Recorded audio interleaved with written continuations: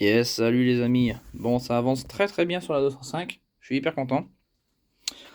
J'ai démonté la poulie de Villebrequin, la poulie dumper. C'était la vis d'origine. Enfin non, même pas, je crois que je l'avais changé en fait à l'époque. Non, je sais plus. J'ai été bien serré. Ça n'a pas été simple. Donc là, c'est ma poulie qu'il y avait sur la 205. Ça, c'est la nouvelle. Ça, c'est avec des PK.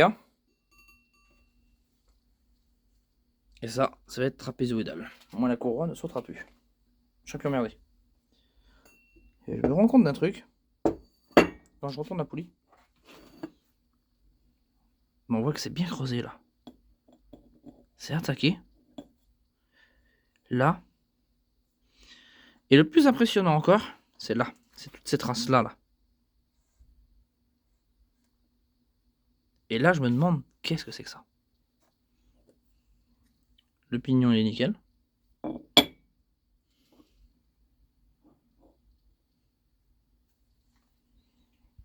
C'est incroyable. Je ne sais pas ce que c'est ces traces. Est-ce que ça fait ça quand la courroie d'istrie a cassé? J'ai bien l'impression que ça frottait d'avant.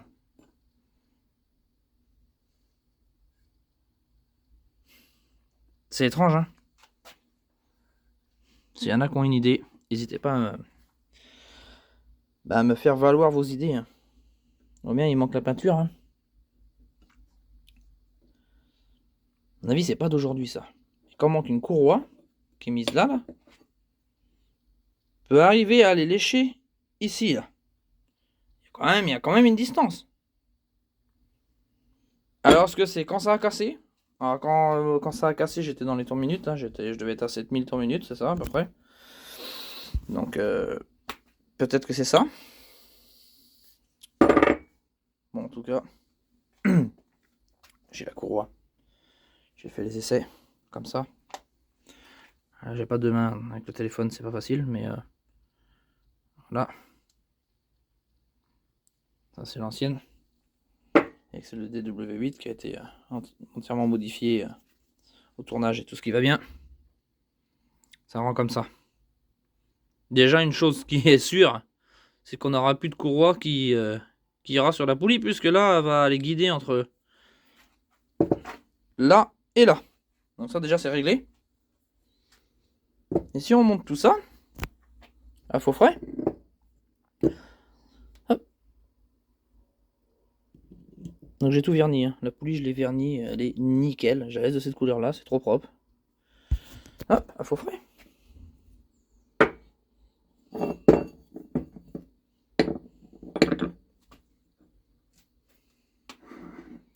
Bah, tu te rends compte que il n'y a quasiment pas de différence, quoi. C'est génial.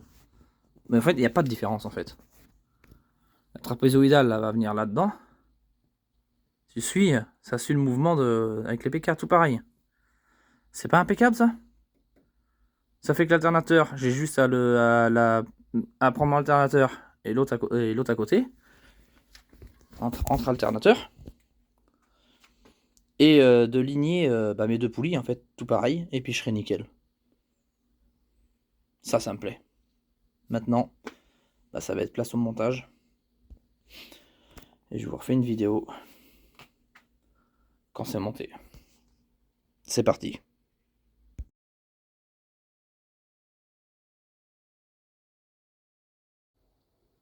Bon, on y est, on avance. Autre explication.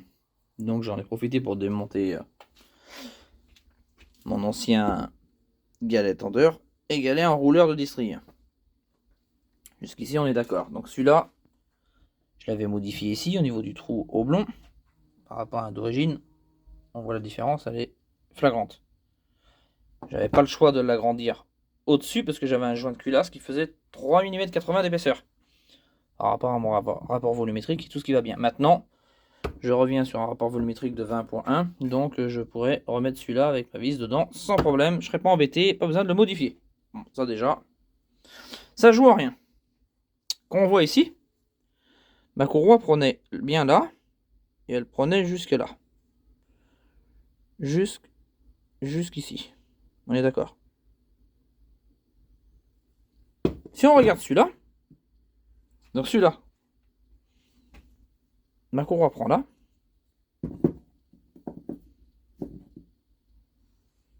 Elle prenait tout là. Elle arrivait là, à ras. Elle arrivait à ras, tout en sachant que moi j'y ai rajouté ces rondelles là, j'avais ça derrière. Comme ça. Donc je mettais une surépaisseur. Je suis pas fan de ce montage là, puisque cette pièce là, elle est faite normalement pour être bien plane partout sur le bloc moteur, de façon qu'il y ait zéro vibration, que ça se desserre pas. Je vous rassure, quand j'ai démonté, il n'y a rien été desserré, c'est pas ça qui a créé ma casse. Maintenant, ce que je voudrais, on va prendre une courroie, hein. Vous allez voir comment que c'est. Voilà. Croyez-moi que il n'y a pas grand chose pour qu'elle saute. Hein. Et là, si j'enlève les rondelles, ben forcément, on va aller plus vers là, et là, elle va sauter. Voilà. Si j'enlève l'épaisseur d'une rondelle. Donc ce qu'il va falloir que je fasse, c'est que je mette d'autres rondelles pour de façon que ma courroie aille plus vers là, comme ça. Parce que sinon, c'est mauvais. Mais plus il y a de rondelles, plus il y a de choses, plus ça peut avoir une distorsion. Il faut savoir qu'une courroie, quand même, force dure sur un galet. Et il faudrait pas que ça saute, ça casse. Donc faut que j'étudie un truc. Je suis en pleine réflexion. Mettre ça, plus encore une autre rondelle comme ça, en mettre plusieurs, comme ça. Que faire? Que faire? Faire une cale sur mesure à la découpe qui fait tout ça. En fait, je pense que ce serait la meilleure des solutions, en vérité. Donc peut-être bien de récupérer celle-là, récupérer cette cale-là, découper la voile. Il faudrait percer et faire raboter ça. Oh, le chantier. Mais après, en sachant que je peux pas non plus faire trop ce que je veux, parce qu'il y a mon support moteur, et j'ai ça d'espace. J'ai pas non plus un espace de fou. Je suis en pleine réflexion. Que faire? Comment faire? Donc, quand je vous reprendrai en vidéo, j'aurai sûrement trouvé la solution, je pense. Il y a de fortes chances. Voilà, voilà.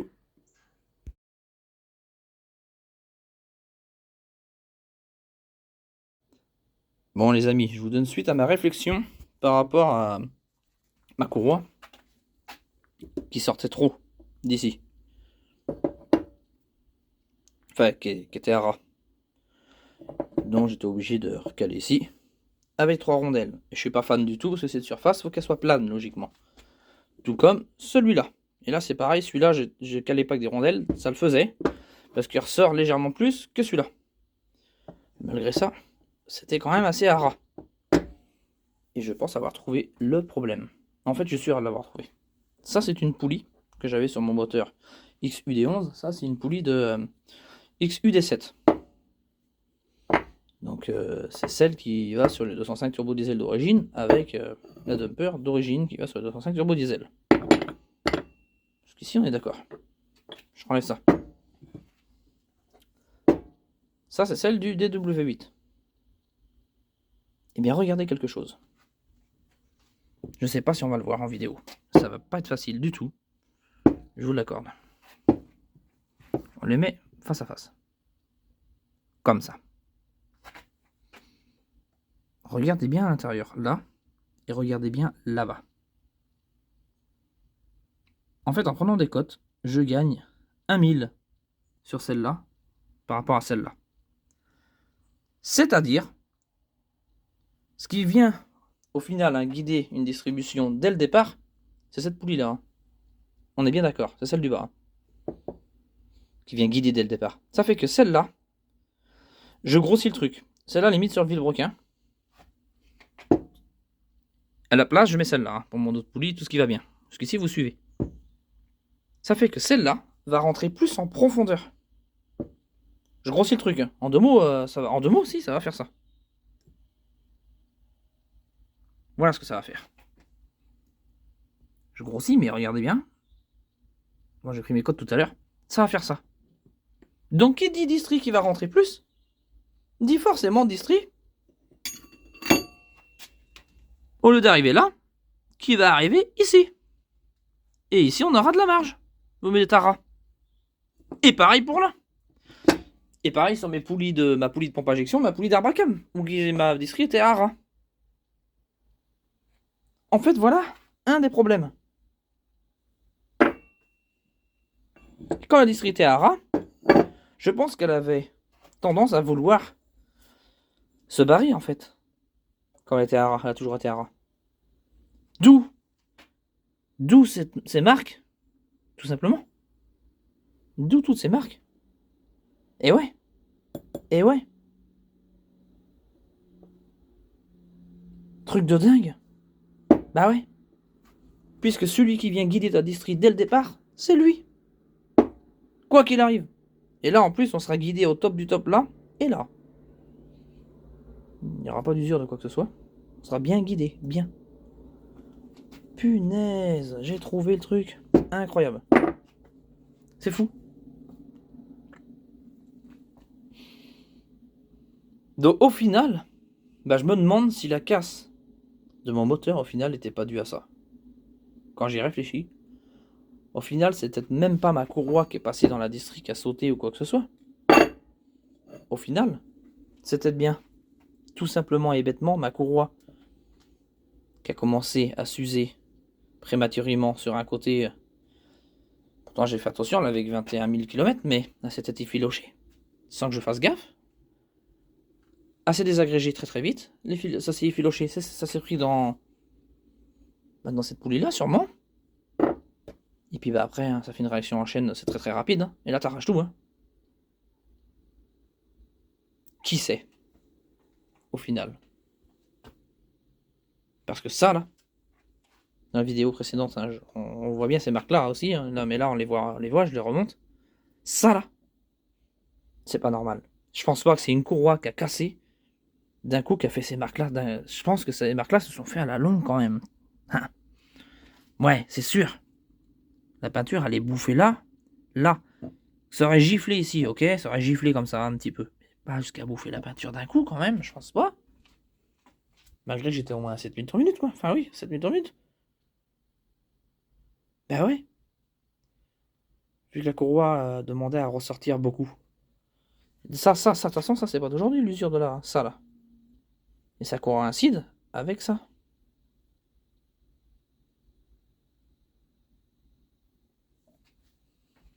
Et ouais. Et ouais. Donc au final, le souci, c'est que la courroie ressortait trop. Peut-être qu'à un moment donné, elle a eu une petite faiblesse. Et elle s'est barrée, tout simplement. Même si on voit dans des vidéos que j'ai fait précédentes, dans d'autres vidéos que j'ai faites, même si on voit que la courroie elle était explosée, la courroie d'accessoires à la démarque dedans de la distrie. Mais qui me dit que la courroie distrie en sautant, elle a peut-être embarqué aussi la courroie d'accessoires, tout ce qui va bien, et puis tout est passé dedans, quoi. Ça va tellement vite, il suffit d'une fraction de seconde en fait, hein, à cette vitesse-là. Ouais, bah je pense avoir trouvé ma panne. Hein. Avoir trouvé la cause, à mon avis. Il y a de fortes chances que la cause vienne de là. Et ouais, elle sortait trop la courroie dès le départ. J'avais fait gaffe à ça, pour qu'elle sorte moins. J'avais pas lié avec des rondelles, hein. Je me répète. Mais c'est pas la solution, au final. Bon, bah affaire à suivre. Je vais monter tout ça et on verra.